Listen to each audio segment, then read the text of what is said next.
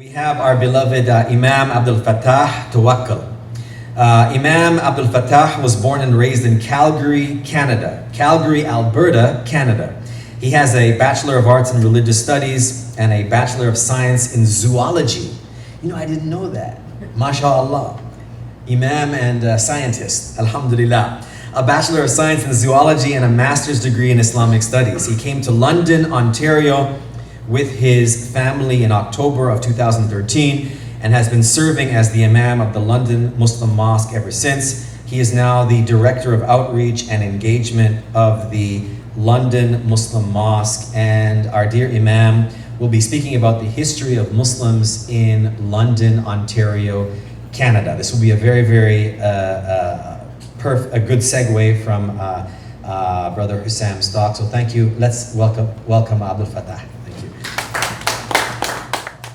Bismillah, alhamdulillah, wa salatu wa salamu ala rasulillah. So it's a very beautiful and intriguing presentation that was given by our brother Hussam Munir in terms of the history of Muslims in Canada.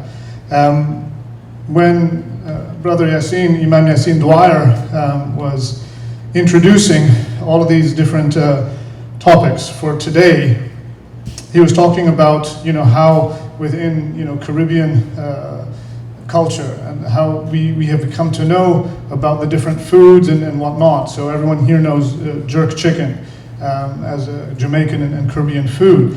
And we see the spread of these types of things. What I'm going to be talking about here, we're talking about the origins of shawarma, of fatoush, of tabbouleh, of falafel. Okay, this is where it starts. Because when you had the Lebanese communities that were actually migrating, we're talking actually, I'm going to be addressing the history of Muslims in London, Ontario, because it has such a rich history, as was mentioned by Brother Hussam. I'm going to go into a little bit of detail when it comes to the history of the Muslims in London, because it's very interesting. I had the honor and pleasure of sitting with a number of the pioneers who remain alive, and we'll talk about them, and I'll introduce you to them during this presentation. So, where did it begin? It all began with early migrations that were coming from Lebanon, Syria region. So before Lebanon became Lebanon, it was all within the Ottoman Empire, the same region. Now in particular, there were hundreds of thousands actually of Lebanese and Syrian migrants between the 1860s towards the 1920s or so. There was a phenomenon in which you literally had hundreds of thousands of Lebanese and Syrians that were actually leaving their countries. They were migrating and they were coming all over the place. They would be going down to South America. So there's a huge Lebanese community to this day in Brazil. They'd be coming to many different places in the United States, and they'd also be going to many different places in Canada. And so those migrants, they eventually, many of them settled in different regions. Those who came towards London, Ontario and the surrounding regions, they came in the late 1800s and the early 1900s. And they came actually from a rural area in present-day Lebanon, which is known as the Baqa Valley. So the Baqa Valley, it lies in the eastern side of Lebanon. And in the Baqa Valley, there are a number of small rural villages that, that exist to this day. The ones who landed in London, Ontario, mostly were from Qar'aun and Ba'lul. And those who came and settled in the west, in terms of in Edmonton and those surrounding areas, they also came from the Baqa Valley, but they came from some other small villages. There's Jubjanain, there's Khurbat Roha, and some of these they actually came later on. Now, in terms of the earliest recorded presence of Muslims in London, Ontario, according to some estimates, it goes back to 1901, and that's at least as far back as 1901, because there are some reports, again, a lot of this, we don't have a firm way of being able to tell or to establish, because even the stories that are being told, some even firsthand, it would be based on those second generations from the first generations. And so they would be asking them about, their origins, where when they arrived and whatnot. And it wasn't something that was really, firmly established even in their minds. And I'll give you an interesting story about one of our pioneers when we get to that point. For the most part, they were single men, young men, and they were coming, they were both from Christian and Muslim origins. And now, why did they end up leaving in such great numbers? There are different theories, and there are different reasons that are purported for why this actually happened. And there have been studies on this. As was mentioned in the previous presentation, there was an issue related to conscription within the Ottoman army. And so you have a number of these young men who wanted to avoid conscription, and that's one of the reasons why they ended up leaving. When they got to the place where they were coming to immigrate, here in particular towards Canada, some of them, they wanted to kind of beef up their story, so to speak. So they would talk about persecutions. They would talk about, I can't live where I'm living, and it's really tough and really difficult, etc., in order so that maybe they'll accept me in, and the immigration officers would allow me in to the country that I'm looking to get into. But it turns out that a lot of those stories were grossly exaggerated. And so when they would talk about, my life is in danger and I'm going to die and I can't live where I'm coming from, many of those stories were grossly exaggerated in order so that they would be able to get in, their foot in the door, so to speak, in a new country. So the first recorded dates were, as I had mentioned, 1901. This was a program that was done in London, Ontario in 2001 at one of the Muslim centers there, the Islamic Center of Southwest Ontario. And it was a centennial of celebration of Muslims in London. And so it's to commemorate 100 years of Muslims in the city of London, Ontario, 100 years later. And so that's where we get the 1901 date from. There was also a Toronto conference that was on immigrants. And so this was a Toronto conference called The Voice of the Immigrants. And this happened in 1984 to commemorate the centennial of Arab presence from 1882 to 1982.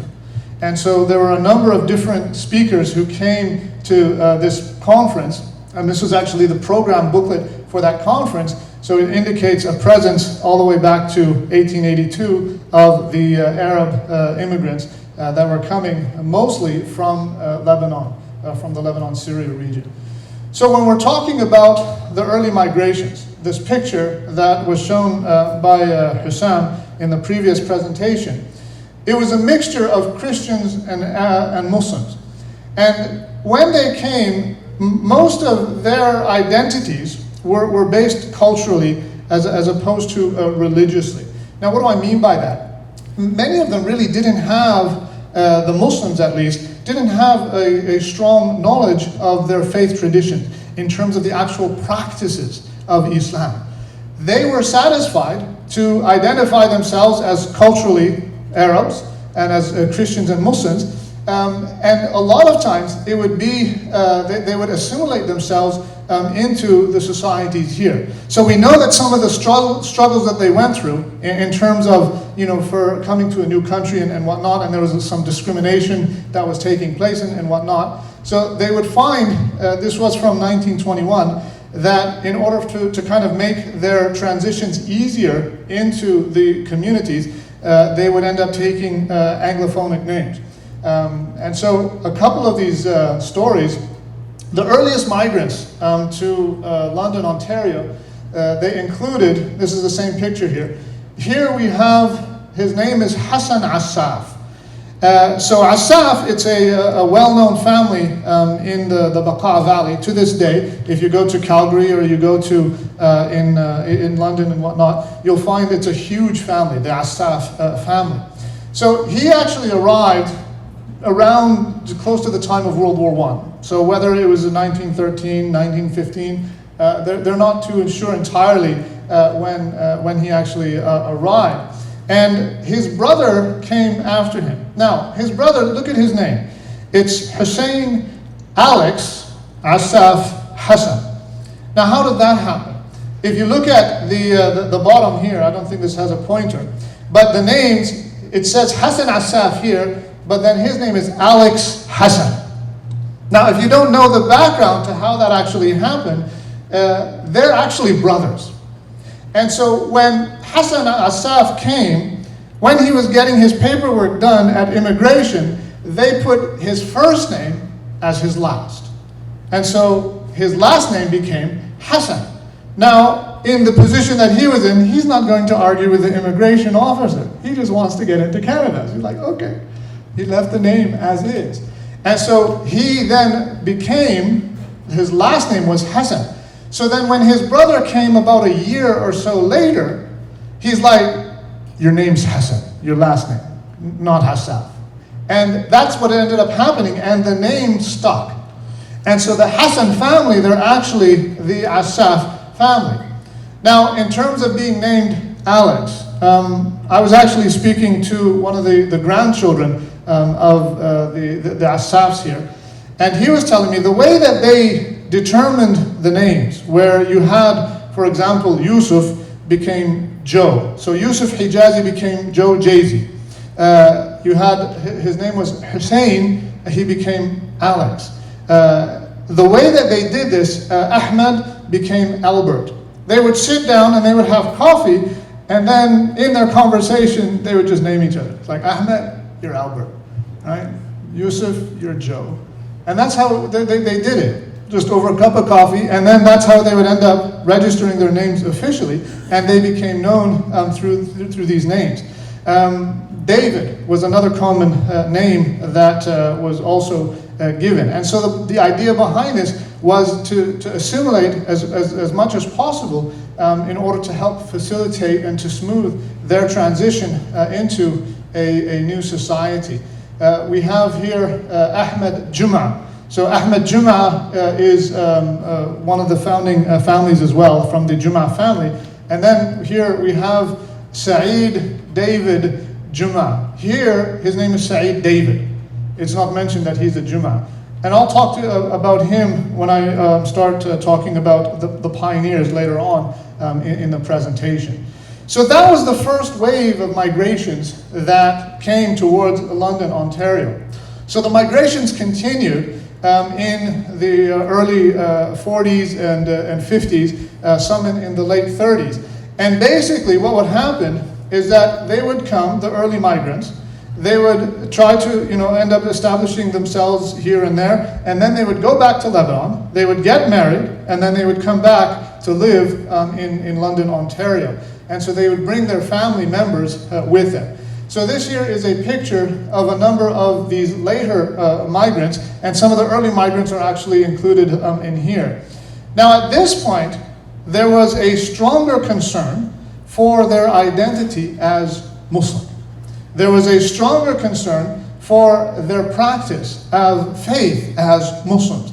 Because the previous migrants, they were happy as they were in terms of assimilating and with the Christians and whatnot, without necessarily putting into practice their own faith principles. They still identified themselves as Muslims, but they did not actually practice a lot of the faith. And so some of the family names that are still in London to this day are the Hassan families, the Shawshars, Jum'a, Darwish, Barakat, Seed, which is from a Sayyid, Thufadl, the Hijazi, Jabra, Qadri, and others.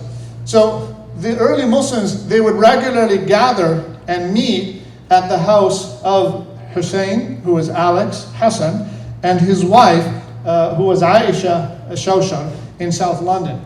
And that's where they would talk about the different aspects. So what Hussam was mentioning about, the migrants coming together, giving themselves a sense of solidarity, talking about their conditions, talking about how they can improve their lives, etc. That was always happening.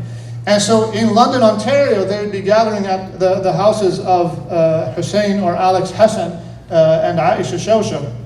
And it was this time that they would talk about, we need to preserve our identity as Muslims.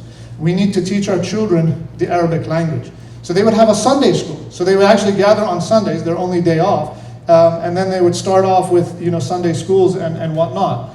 So now, this is when the identities as Muslims comes along with the practice that we need to make sure that we firmly retain these, and we don't want to lose these aspects.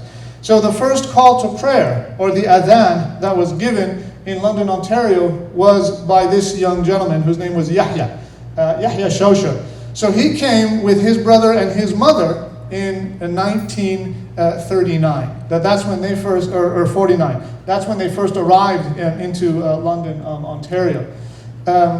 His brother, who you will see in a video and some pictures in a bit, his name is Hani Shosha.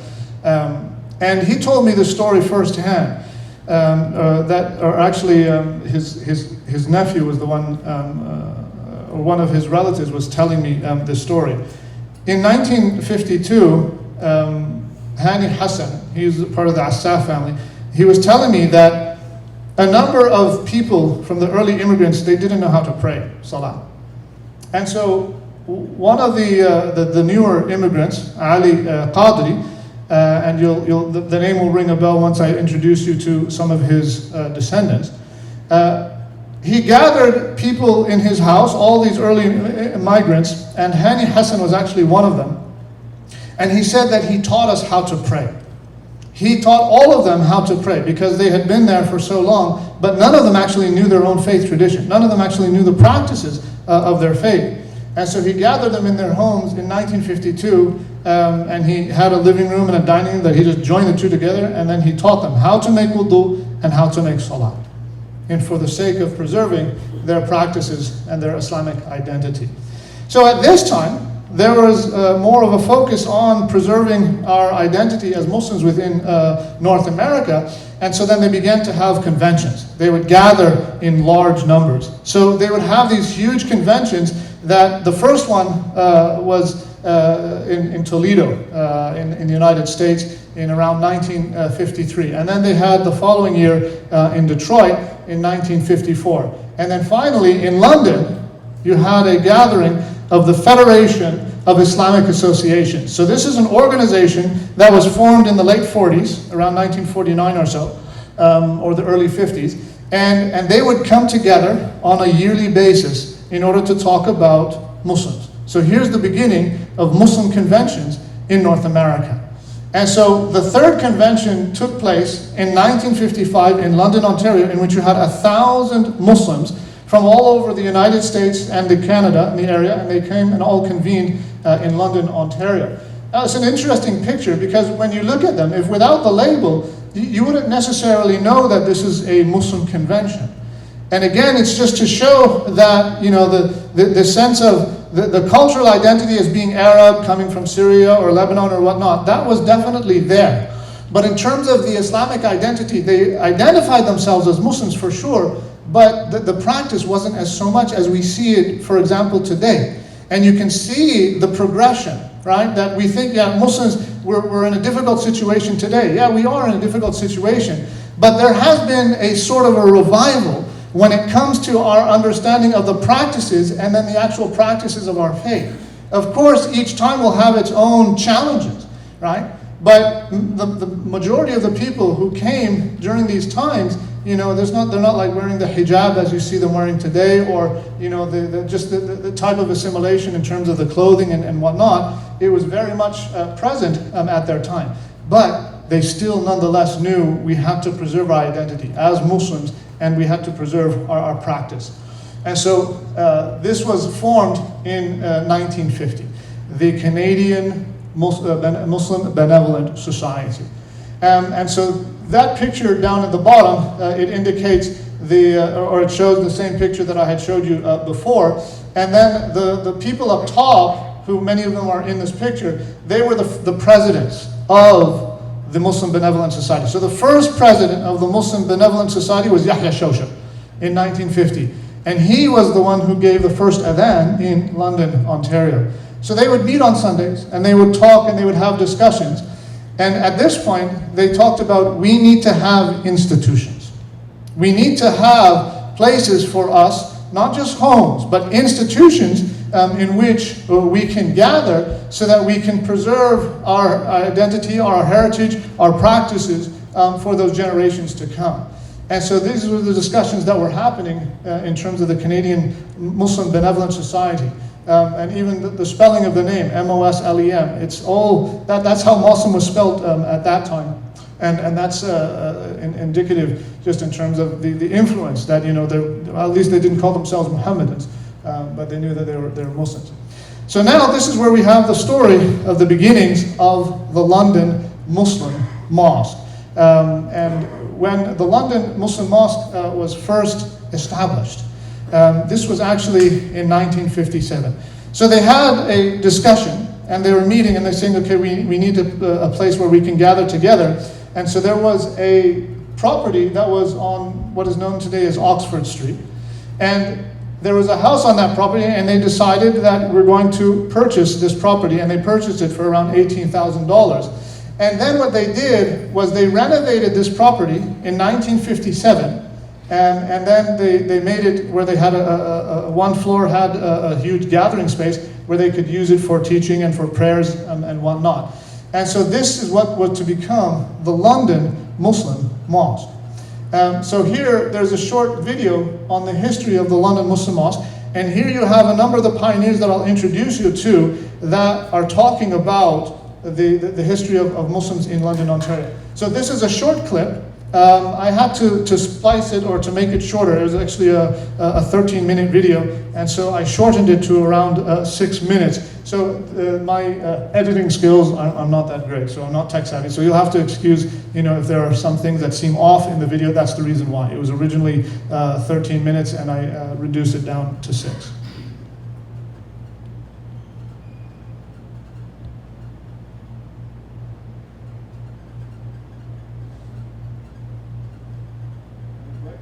Can we play this?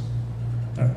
It's a mosque. The mosque property on Oxford and Summit was purchased in 1957 and as a house, and it was renovated for the use of the small community at that time as a mosque and social gathering place for the small community. At that point, of course, it was the first mosque to be opened in the province of Ontario and the second mosque in Canada. And it was a very proud moment for the community at that time to have a place of worship and a meeting place for the community. We held prayers, prayers, funerals, weddings in the house, which was destroyed by an accidental fire in 1961. Oddly enough, here we are now at the rear of the mosque in the parking area, and when we did the last addition and renovation of the mosque, we had to do some excavating around the mosque building, and we ran into the original foundation of the house as we were excavating for the addition, which was a bit of a surprise and something that sure brought a smile to our faces.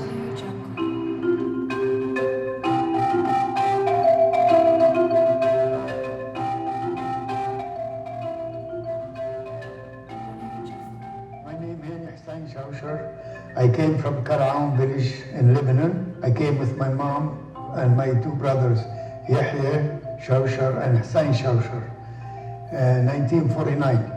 In the 1950, he did the first adhan, call for prayer. And that's when it started a Canadian Muslim Benevolent Society on Sunday afternoon. And he explained to the Muslim, he invite them, the other gentlemen, older people with their family, we should have something for us. Our friends, they go to church, but we have nothing for your children. And we should have something to teach them about our religion. So when we arrived in London, there was no mosque or anything to gather. They used to gather at homes because there's only a few families. Then the community is getting, larger by the number. So we bought a house where the existing mosque now. So everybody donated, and we bought the building. And this way, when they understood that building is to stay together, to pray together, to teach their children together, because some of them who came before us have children. And instead of being go to somebody's residence, better to be in the house of God. This way everybody share. So the property on Oxford Street was purchased in 1957. It was a house on the corner of Oxford and Summit. And the house was renovated. Some renovations were completed at the time to allow it to be used for a mosque, social and gatherings and for the prayer. What happened when we bought the house, it was a big house, but one of the students, a new immigrant, gave him room upstairs. He forgot the toaster and burned down. And then we will start to debate whether we should repair the old house or demolish it and build a mosque. There was many opinions at the time what we should do, but it's always, there's a saying in Arabic, if you don't have an older person, buy one, for their wisdom. So the older people were here, they were wise. After, I guess, some weeks or months of deliberation, it was decided that this mosque would be built.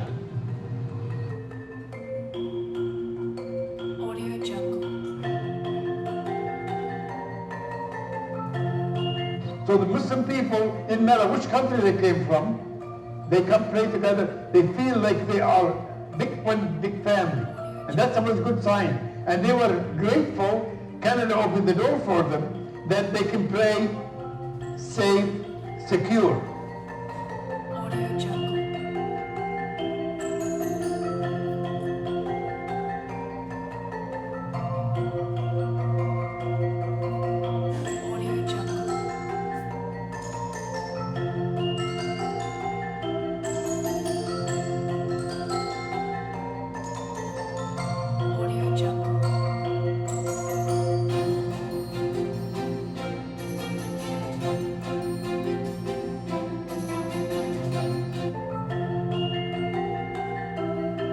Already?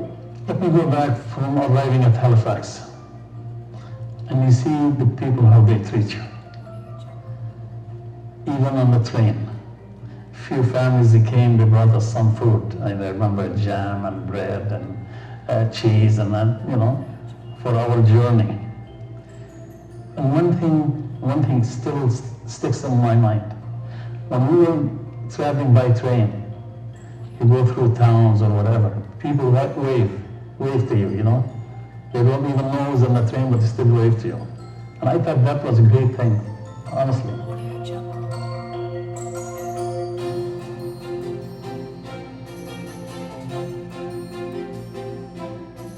Since the opening of the mosque in 1964, it's been really a continuous growth of the community and its facilities. So this is from the foundational or the pioneer families of the Muslims in London, talking about their first-hand experiences with the mosque. Now, this is where we get into a little bit of a debate. The second mosque in Canada. Which mosque happens to be the second mosque in Canada? Because you heard in the previous presentation that the second mosque was opened up in Lac La Biche, but then you also heard from Brother Adib Hassan, who is the son of one of the brothers of the Hassan families. There was Hassan and Hussein, but then there was Ahmed, and who he came a couple years after. So he's the son of Ahmed. And so he was mentioning that it's the second mosque. Well, we all know what this mosque is. Now I'm testing you. Where was this built? Who was paying attention in the previous presentation? Same picture. Who knows? This is Alberta. Which mosque is this? So this is called Al Rashid Mosque in Edmonton, Alberta. Hands down, first mosque in Canada. No problem. 1938 is when that mosque was opened. So then came the Karim Mosque in Lac La Biche. This structure was built in 1958. Whereas the London Muslim Mosque, this structure was built in 1964. Is it clear in terms of which mosque came second? Which one? Which one? Like Labish or London Muslim Mosque? Okay, like Labish, 1958. All right. But if you remember what I was talking about, this mosque, the London Muslim Mosque, was established in 1957. So that would make the London Muslim Mosque the second mosque to be established in Canada, whereas Al-Karim Mosque was the second mosque as a purpose-built mosque in Canada. So if we're talking about establishment or if we're talking about purpose-built mosque, then it becomes clear. So the London Muslim Mosque was built in this structure in 1964, and so the purpose-built mosque of the London Muslim Mosque would be the third to be constructed in Canada. But it is actually the second to be established. So at the end of the day, both mosques get to keep their status as being the second mosque in Canada in one way or another. If we're talking about establishment, London Muslim Mosque. If we're talking about purpose-built mosque, it would be the Karim Mosque, and then this mosque in its former structure, this formal structure is built 1964. However, at the end of the day, the London Muslim Mosque remains to be the longest running mosque in all of Canada. And the reason is because the same structure, although it was added on and renovated and whatnot, but the foundational structure is still being used to this day. The Rashid Mosque, which was built in 1938, it is now a historical artifact in Fort Edmonton Park, no longer being used as a mosque. It was literally moved from its foundations and placed into a historic mosque, or into a historic park. Al-Karim Mosque, the same thing, that it was actually moved and then rebuilt because they needed the original mosque in 1958. There was a Catholic school that was going to be built on the same lot, so then they ended up having to relocate, and so then Al-Karim Mosque was completely rebuilt as another structure. So the London Muslim Mosque remains as the longest running mosque in all of Canada because it's still the same building, that although albeit with renovations and additions, but the foundation nonetheless is still being used as a mosque structure. So this is actually some footage of the construction of the London Muslim Mosque from 1964. Oops. Now, as this footage is playing, I just wanted to offer a few reflections at the end of the day on what this is really all about. It's about a 4-minute video.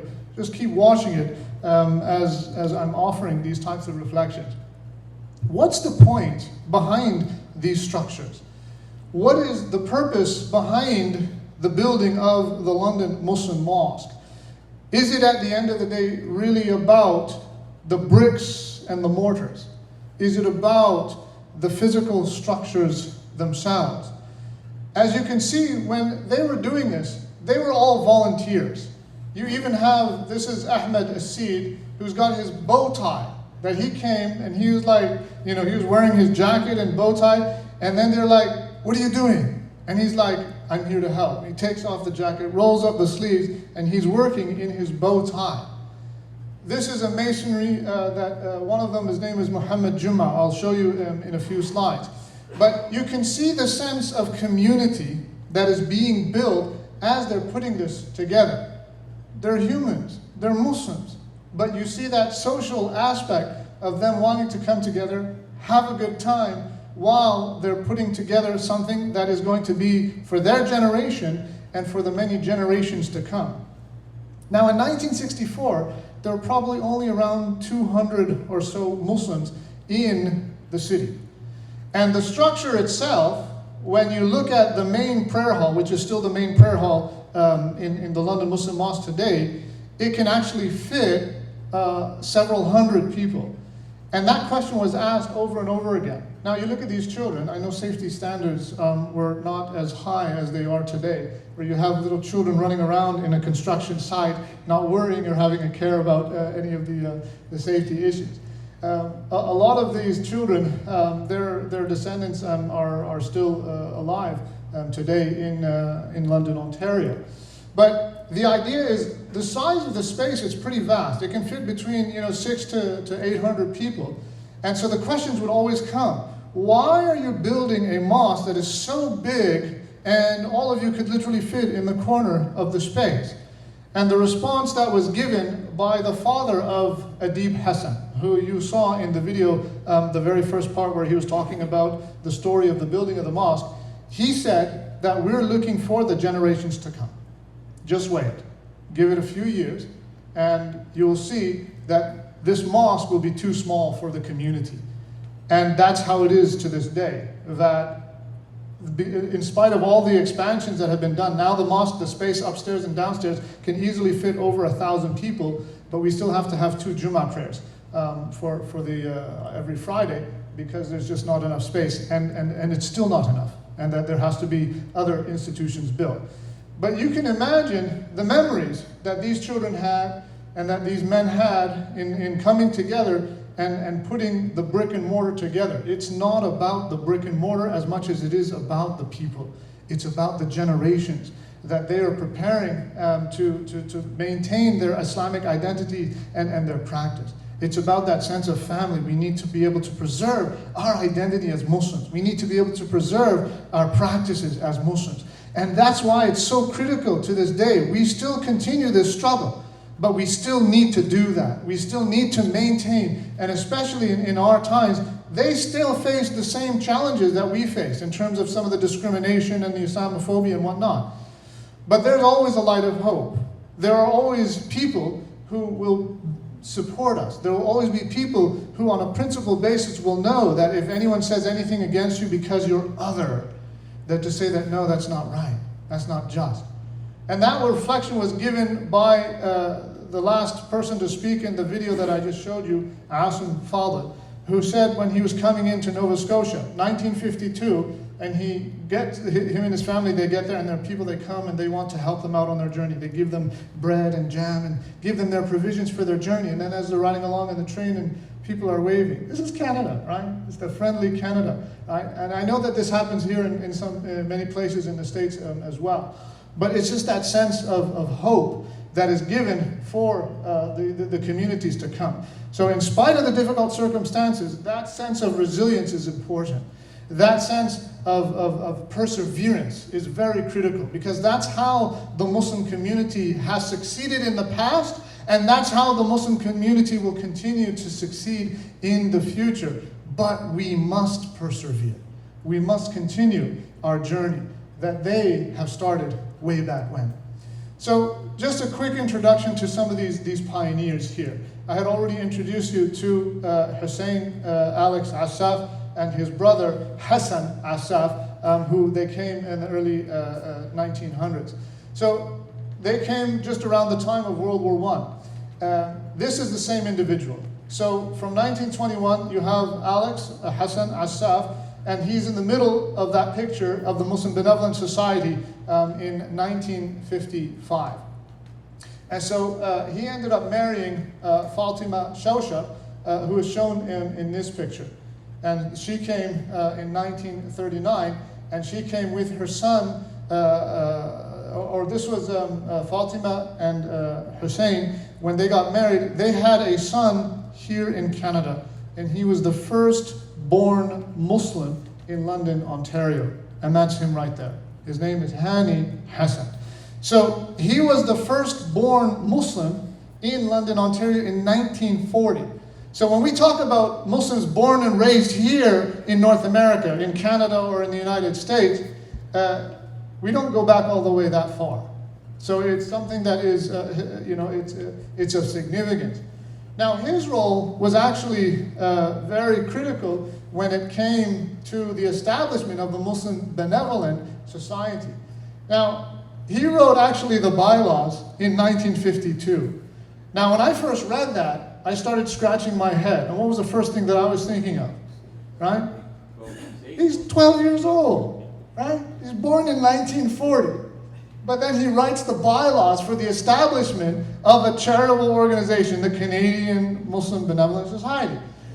And so I asked him about that. And he just smiled at me. And he said, when you're put under those circumstances where he was the only one that had enough language skills in English to be able to do a lot of the things that the Canadian Muslim Benevolent Society needed to be done.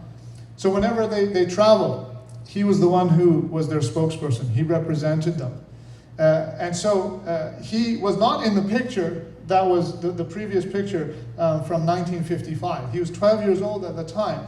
But most of those people, they didn't have the language skills to be able to do what they needed to do. And so he stepped up to the plate. And he ended up being the secretary for a while. But it's just to show, and he's a very intelligent individual, that he's received the Queen's Jubilee Award, which is one of the highest accolades that a person can achieve in terms of their contributions to the community. And so he remains, and I was actually meeting with him just before I came here, and he was telling me about the history that was happening, and he was giving, these are first-hand accounts of what happened, and the conversation that they had about when the mosque burned down in 1961. Do we tear down the house and build a mosque in its place, or do we renovate the house and keep it? He was there when those discussions were happening, and he'll give you a different perspective, right? From a historical point of view, in terms of the discussions that were happening. By the way, community politics, they've always existed, right? They've always existed. And so these conversations were not easy conversations. I know in the video, it's kind of like, they just go and say, oh, well, they had a conversation about this or that. These were difficult conversations to be had. And the community, they had their politics at the time, just as they have their politics in our times right now. So all these different elements, they still exist. But nonetheless, there was a sense of perseverance, and they were able to move forward despite the different differences that they ended up having. Another pioneer that we have within the London Muslim community is from the Shawshar family. So I had introduced you to Fatima Shawshar, who is in the middle. And then you have Aisha Shawshar. She was the one who ended up marrying one of the members of the Asaf family, whose name was Ahmed Hassan. She is the mother of Adib Hassan. So Adib Hassan is the one that you saw in the video. And so Fatima Shawshar is the mother of Aisha Shawshar, and she ended up bringing also her other son, Hani Shawshar. So they came to London in 1949. And so this is Hani Shawshar. And you'll notice him in the video. And I was with him again just before I came. When people ask him, when did you arrive in London? He says, a few years after Columbus, jokingly.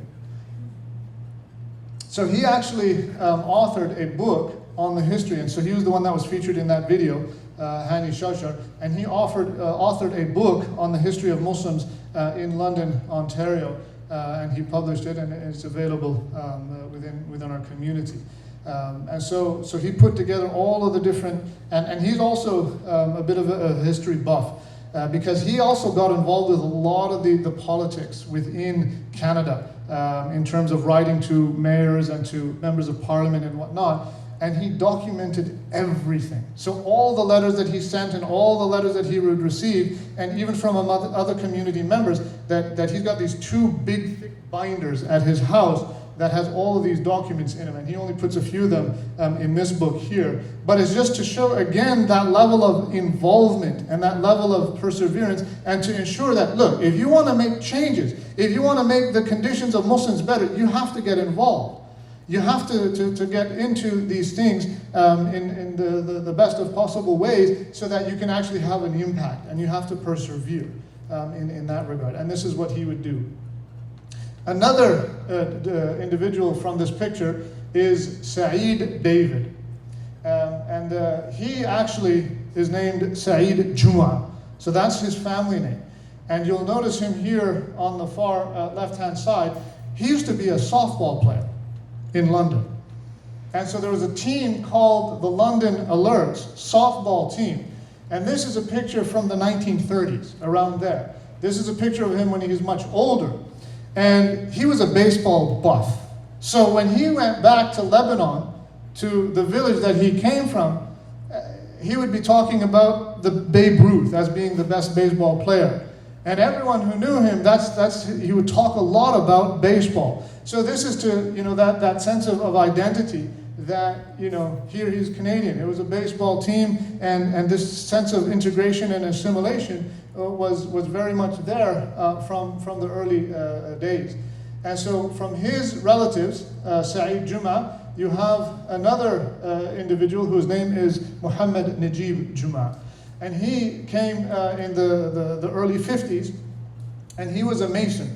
And so he was the one who ended up building a lot of the London Muslim Mosque in terms of the masonry work that he did, the brick and mortar, and that's him today. So he came in 1953, and then his wife, Ramziya Juma, came in 1959, and they've been in the community ever since. So these members are still alive. So Muhammad Juma, Hani Hassan, Adib Hassan, Hani Shawshar, all of them are still alive. He's in his 90s now. Hassan or Hani Shawshar, when you ask about his birth certificate actually says that he was born in 1930, but he was actually born in 1932. And when he came here, it never ended up being corrected, because that's just how it was when he was registered in Lebanon. So he was actually born in 1930, and he's still alive to this day. So I think that I just wanted to end off on a note, and when we're talking about our faith tradition and culture, to understand the nature of Islam and our faith tradition and when it comes to culture. This is a very beautiful quote from a scholar, Dr. Imam Abd Alfatah, who's a scholar in his own right, and he's a convert to Islam. And he wrote an article called Islam and the Cultural Imperative. And when he talks about describing the role of faith and what it does when we're talking about Islam and the cultural aspects of it, he said that for centuries, Islamic civilization harmonized indigenous forms of cultural expression with the universal norms of its sacred law. In history, Islam showed itself to be culturally friendly, and in that regard has been likened to a crystal clear river. Its waters, Islam, are pure, sweet, and life-giving, but having no color of their own, reflect the bedrock, the indigenous culture over which they flow. So in China, Islam looked Chinese. In Mali, Islam looked African. And we can apply that same principle here, that we take the crystal clear waters of Islam and allow our culture to manifest through it, so that there is an American Islam, there is a Canadian Islam, there is an Islam that is manifested in the particular culture wherever you happen to be. That's the beauty of our faith tradition. And this is in formulation as we speak it. And sometimes you'll hear about these struggles of young people and whatnot to be able to formulate that identity. Are you Canadian? Are you Muslim? Is that trick question, right? Well, we're both. Are you Muslim? Are you American? We're both. Which one comes first? Well, we're both of them. But as long as we adhere to our faith principles, right? That this is something that Islam, it allows for these cultures to manifest themselves, and that what creates this beautiful diversity and array of Islam all over the world. And so when we look at Islam in Canada, this is a website that you can look at in terms of understanding some of the history of the Muslim experience in Canada. This talks about the different population numbers within Canada. So Brother Hussam had mentioned in the early 1900s the numbers of Muslims, and this goes beyond, of course, the 1970s. In 1991, there was about 250. In just 10 years, that population more than doubled. And then the same thing happened in another 10 years. It more than doubled. So it went from 200,050 to over 1 million in just a span of 2 decades. And so now, going towards the third decade here, the number of Muslims continues to increase based on a number of different statistics and factors. Does anyone know who this person is? I know I'm in the States, right? And we have this, it's like an impression that, just like sometimes Americans, they think that all Canadians live in igloos, right? So in Canada, most Canadians think that Americans don't know anything about Canada, right? So do any non-Canadians know who this person is? No? Was that? Ice hockey. Yes, you're right. Ice hockey. That's that part of, the Canadian, oh, it's got to be a hockey player, right? You're right, it's a hockey player. So there's this team, they're called the Toronto Maple Leafs, right? That's the other Toronto team that you don't hear about. There's one that you hear about now because of the Toronto Raptors, but this is another team that, we don't hear too often about in America. So Nazim Qadri, the name, Qadri, he was actually from the family of the early migrants, or the later migrants that came in the 1950s, right? Who was the grandfather that taught people how to pray in London, Ontario? Ali Qadri. So the Qadri family, they have their roots in London, Ontario. So it's to show that Muslims, they can become in positions of influence. They can become contributors to the society that they live in. And that's what our focus needs to be for our generation and for those generations to come, is to be able to have that type of influence where we can penetrate and go into all of these different sectors of our society for the sake of contributing to the good of everyone. Because that's what our faith teaches us. And that's who we are as Muslims. And we need to stick to that we do good. Wherever we go and to whomever we interact with, we need to be these beacons of light, and we need to be these sources of goodness that will benefit people in all of these different sectors of society. And so this is what I wanted to conclude on, and I hope that there was something that you might have picked up or learned from that. Jazakallah khairan, Brother Amir, for organizing these sessions, because we really need to learn more about the history of Muslims in North America so that we can continue the legacy that has been planted so long ago. Jazakallah khairan, barakallahu bikum, wassalamu alaikum wa rahmatullah.